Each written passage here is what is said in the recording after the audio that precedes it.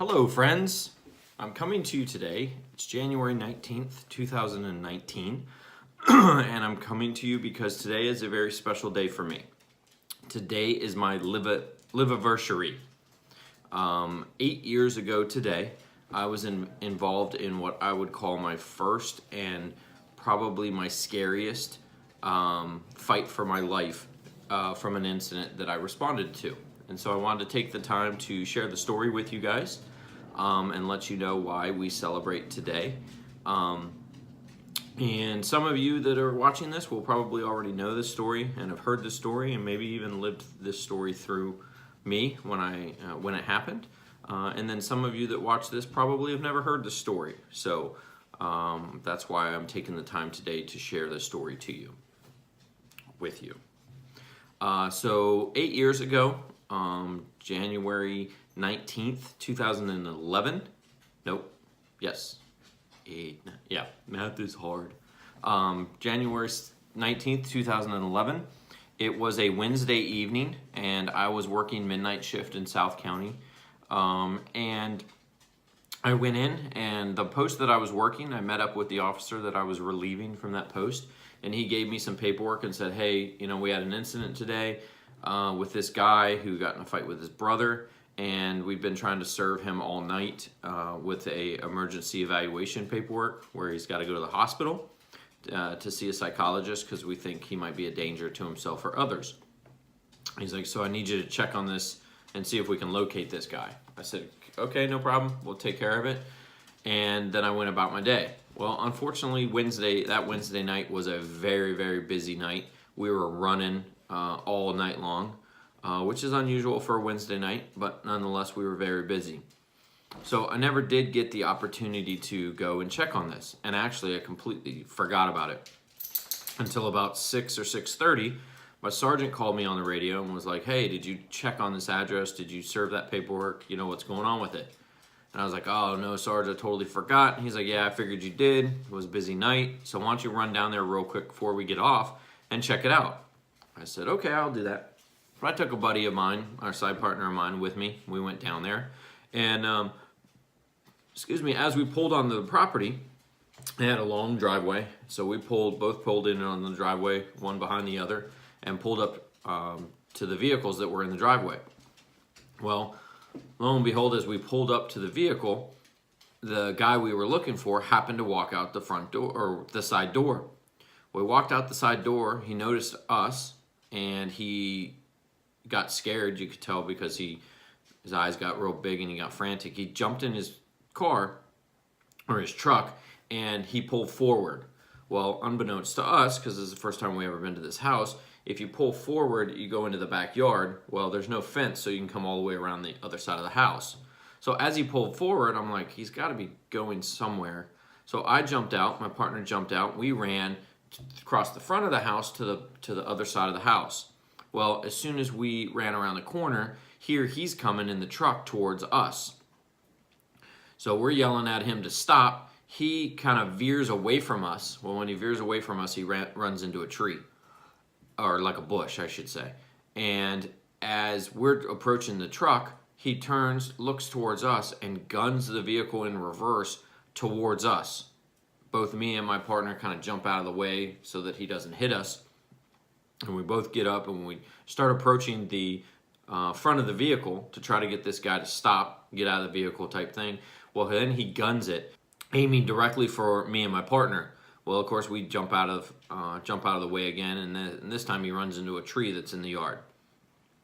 So we get back up, and he throws it in reverse, tries to run both of us over again as we're behind the vehicle, and again, we're able to get out of the way. He runs and guns his vehicle directly towards my side partner's car and T-bones my side partner's car, basically rendering that one undrivable. Then he backs up, and then he tears out of the driveway and goes to leave. So I yelled at my partner, hey, get in my car, let's go get him. So we both get in, I get into the driver's seat, and I'm sitting in the driver's seat, and my side partner is at the front of my car looking at his car. That's when I yelled to him, hey, bro, just get in here, let's go get this guy. Well, unbeknownst to us, The guy goes out to the main highway, goes to leave. Well, he turns back around and he guns it coming down the driveway as I'm sitting in the car getting ready to back out. My side partner is at the front of my vehicle. He slams into the back of my patrol car, pushing my patrol car about 30 or 40 feet. Slams into my side partner and throws my side partner through the air, and he lands on his knees facing his damaged patrol car. And I'm in the car, no seatbelt yet because I hadn't put it on to get going yet. And so both of us, out of sheer adrenaline, jump up. I jump out of the car, he jumps up, we go running down the driveway like we're gonna catch this guy in the vehicle. By the time both of us get halfway up the driveway, we're on the radio calling, dispatch, letting them know the description of the vehicle, well, both of us look at each other and realize that we're pretty hurt. I had lower back pain, he had whole body pain, and unfortunately my side partner has been in a lot of incidents, and his body was not very healthy. So we're able to both get ourselves back to my patrol car, have a seat in my patrol car, and wait for the ambulance to come. And this guy proceeds to go down the road farther. There's an officer that's pulled over on the side of the road, kind of waiting for him, kind of looking for him.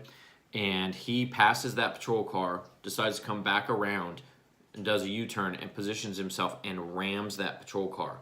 Well, that patrol car's on the side of a hill up against a barrier. So the guy backs up again and starts coming towards him again to T-bone him again. That officer's trying to get his gun out of his holster to stop this guy from trying to kill him, because if he would have hit him another time, he probably would have either killed him or pushed him off the ledge. Well, thankfully, another officer was coming up the other way to try to catch up, saw him back up and go to T-bone this other officer, and the other officer rammed the car to prevent him from running into the other officer. That kind of spun the guy this way, so the guy takes off again. And he ends up taking off and driving into this property, bailing out of the property and running into the house and into the kitchen. Well, at this point, we had two officers that were behind him, pretty close enough to know where he went.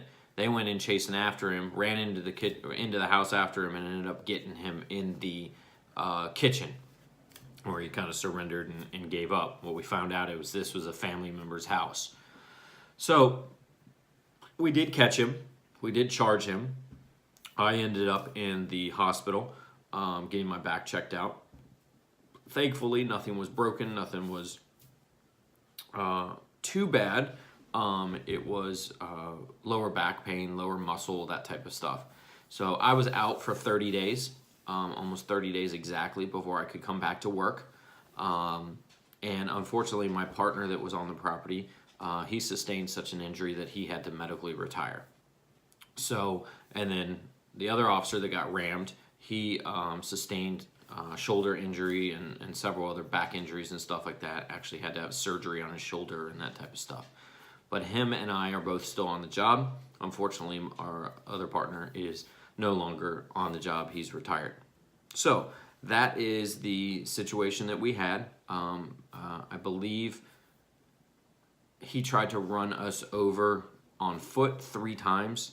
He slammed into my patrol car once, and we ended up going through the court system. He ended up getting charged. He ended up pleading guilty, and he was sentenced to 15 years in jail, which was good for me because I calculated it, and 15 years in jail would mean that he wouldn't get out until I was eligible to retire. So I was very, very happy about that. And so then we proceeded through the last 8 years of my life, and I deal with that back pain and that lower back pain since then. It has put me out several different times, and I constantly deal with that. And so I was very, very angry at this guy. I didn't really care that he was dealing with mental illness. I didn't care anything about him. Through this process, we found out that he was I don't remember his mental diagnosis, but he has some mental issues. He can't really communicate, never graduated high school, and has a lot of difficulties that doesn't make it right for what he did, but we have found out that the reason he did what he did is because his brother and his family have poured into him and kind of ingrained in his mind that the police are bad. And so when he saw us, he thought we were going to come to either kill him or to put him in jail forever. And so that's why he did what he did. Doesn't make it any better. Doesn't make my back hurt any less, or give the other officer his career back.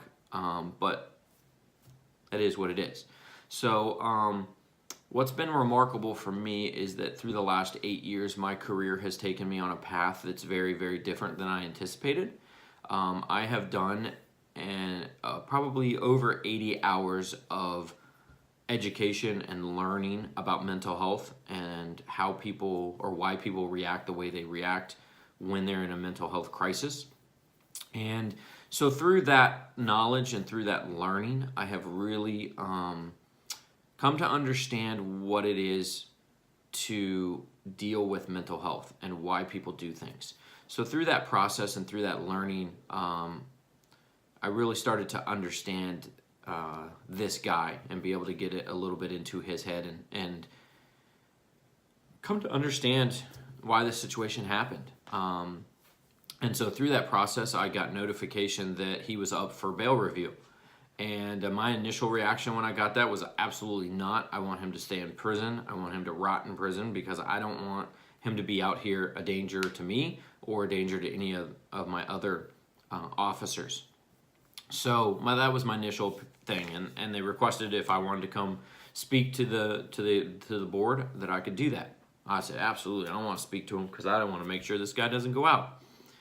So it took about maybe a year before he came up for a hearing, and in that I really wrestled with myself, and I really believe that God wrestled with me and kind of challenged me on my thought process and my wanting to throw the key away on this guy because of all I've learned through mental health training and that type of stuff.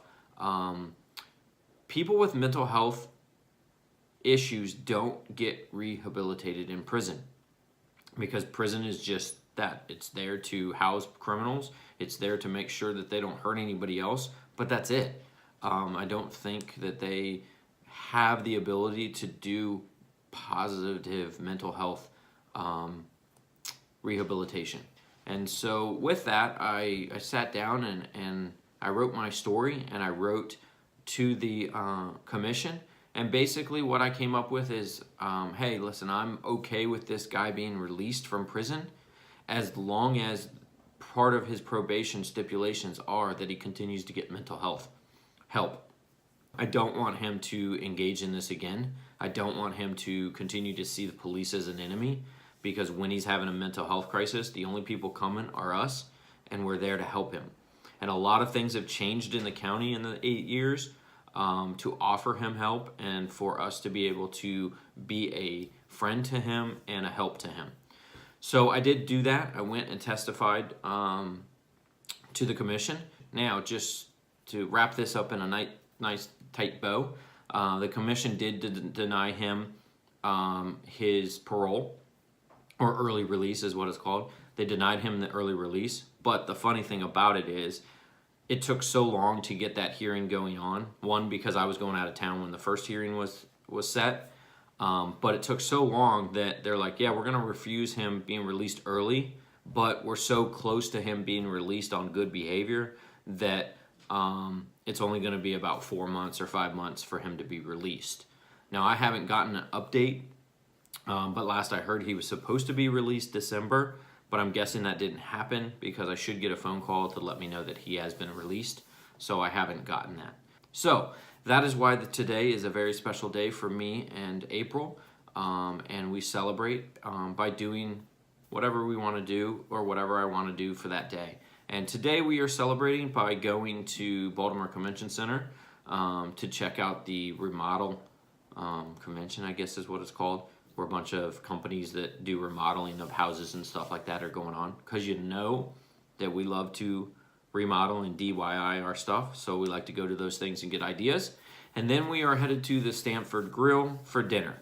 We're going to go to dinner with my parents and April's parents to celebrate this day, the fact that I was a fighter, that I was able to survive this horrific incident. So thank you for listening. Thank you for letting me share, and I will see you guys next time. Bye-bye.